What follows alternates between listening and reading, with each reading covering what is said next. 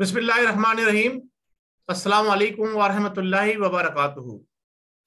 अस्सलातु वस्सलामु अलैका या सय्यदी या रसूल अल्लाह व अला आलिका व अस्हाबिका या सय्यदी या हबीब अल्लाह। अस्सलातु वस्सलामु अलैका या खातिमुन नबीय्यीन मोहम्मद मुस्तफ़ा सल्लल्लाहु तआला अलैहि वसल्लम। 5 फरवरी कश्मीर डे। क्या अब भी हम ये उम्मीद रखें कि कश्मीर बनेगा पाकिस्तान? नाज़रीन, आज का हमारा प्रोग्राम कश्मीर के हवाले से है, कश्मीर डे के हवाले से है। हम जब से पैदा हुए हैं और जब से होश संभाला है, आज़ादी कश्मीर के हवाले से अपने कुर्ब जवार में अपने असलाफ की, अपने असातिज़ा की, अपने चाहने वालों की, अपने दोस्तों की आवाज़ को बुलंद होता देख रहे हैं। और उसके साथ साथ फिर हम जब लड़कपन से जवानी में आए तो हमने भी इस आवाज़ को बुलंद करना शुरू कर दिया कि पाकिस्तान की शेर कश्मीर, आज़ादी कश्मीर के लिए पाकिस्तान का बच्चा बच्चा कट मरने के लिए तैयार है। नाज़रीन, कायद आज़म रहमतुल्लाह अलैह, फाउंडर ऑफ पाकिस्तान, के अल्फाज की रोशनी में कि कश्मीर जो है वो पाकिस्तान की शेरग है। हमारी ये शेरग हमसे कितनी दूर होती चली जा रही है, इस चीज का अंदाजा, इस बात का अंदाजा आप इस तरह से आज लगाइए कि मौजूदा हुकूमत कश्मीर डे के हवाले से पाकिस्तान में आज छुट्टी तो मना रही है, छुट्टी तो कर रही है स्कूलों की, कॉलेजों की, और कश्मीर डे की छुट्टी है जनाब। पाकिस्तान में बैंक बंद है, पाकिस्तान में सारे मामलात है, लेकिन कश्मीरियों के साथ कहां खड़े हैं? हाँ, खड़े जरूर हैं। पिछले 73 सालों से जब से पाकिस्तान बना है, हम कश्मीरियों के साथ शाना बशाना खड़े हुए हैं। ये हमारी हर हुकूमत के अल्फाज माजी में भी रहे, जर्नेलों के भी अल्फाज रहे, एस्टेब्लिशमेंट के भी अल्फाज रहे, और वज़रा के भी अल्फाज रहे, और सदर जितने भी गुजरे उनके भी अल्फाज ये रहे कि हम कश्मीरियों के साथ खड़े हैं। उनको लुटता हुआ देखते हुए, माओ बहनों की इज्जतों को लुटते हुए, उनको शहीद होते हुए देखते हुए, उनको घरों को जलते हुए देखते हुए, उनकी इज्जतों को पामाल होते देखते हैं, उनके शीरख्वार बच्चों पर गोलियां और बम बरसाते हुए हम देख रहे हैं खड़े होकर। हम उनके साथ खड़े हैं। हम उनके साथ खड़े कब तक रहेंगे? क्या आखिरी कश्मीरी भी अपनी जान की बाजी हार जाएगा, कब्र में उतर जाएगा, फिर हम जाकर उनकी मदद और हेल्प करेंगे?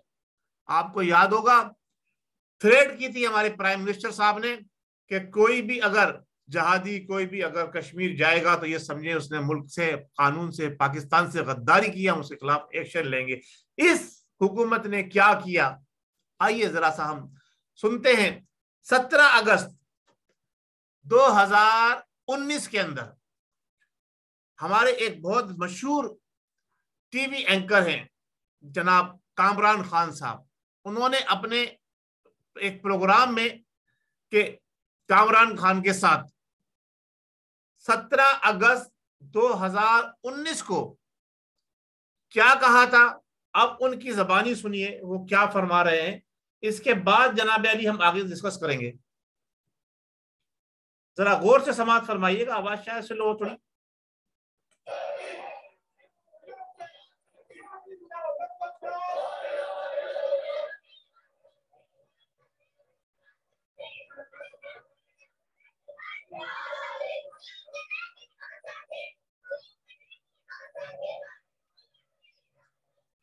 तमाम मनाजिर आजादी किनारे आज के ही हैं और यकीनन के गूंज आज अक़वाम मुत्तहिदा में पहुंची, जहां पर इस वक्त आलमी ज़मीर जागता नजर आ रहा है। पाकिस्तान को बहुत ही जबरदस्त सिफारती कामयाबी मिली है और इस पूरी सूरत हाल की मज़ीद मालूमात हमसे शेयर करेगी।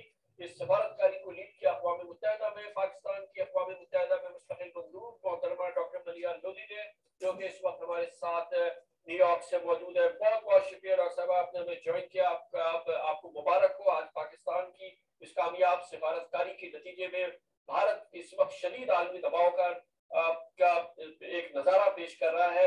आपके नजदीक आज की इस डेवलपमेंट की सबसे इम्पोर्टेंट टेक अवेज क्या है? कामरान, शुक्रिया। बहुत मुझे खुशी हुई कि आपके शो पे मैं आई हूँ।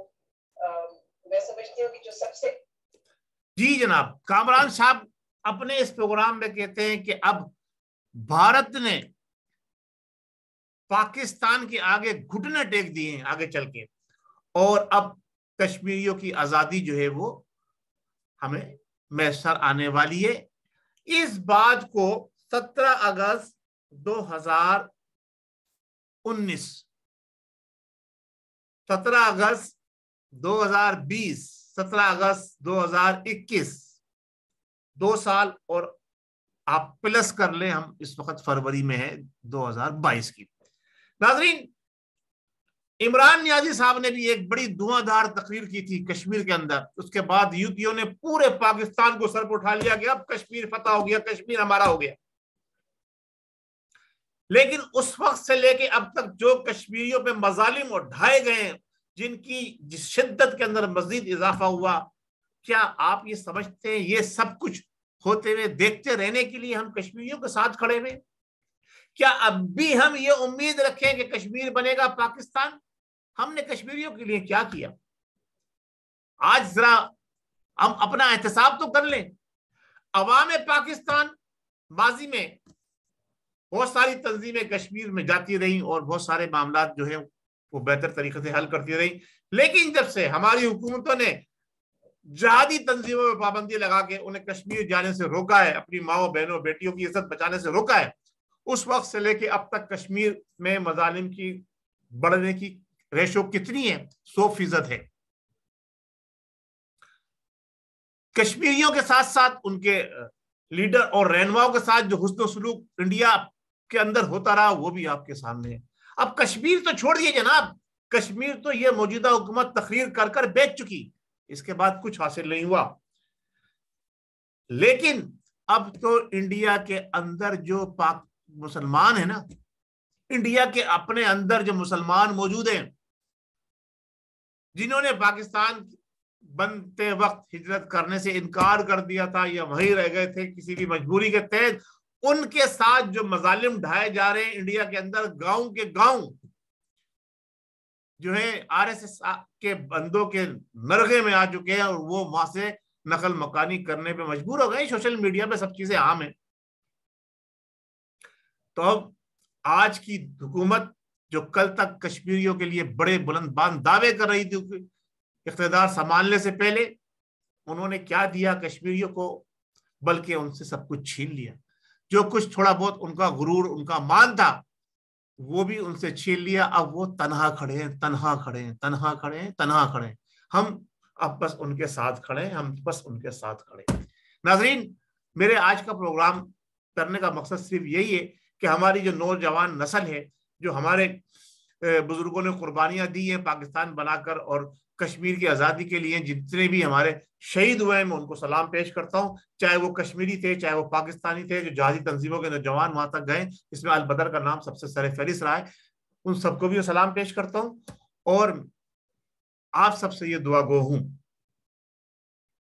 आप सबके लिए आप कोशिश भी करें और अल्लाह रब्बुल इज्जत से दुआ भी करें कि हमारी माओ बहनों बेटियों की इज्जत महफूज रहे। वरना ये हुकूमत अब सिर्फ और सिर्फ बैरूनी दुनिया से कर्जे लेकर अपना पेट भर रही है और अपने साथियों का पेट भर रही है। और आवाम को क्या दे रही है?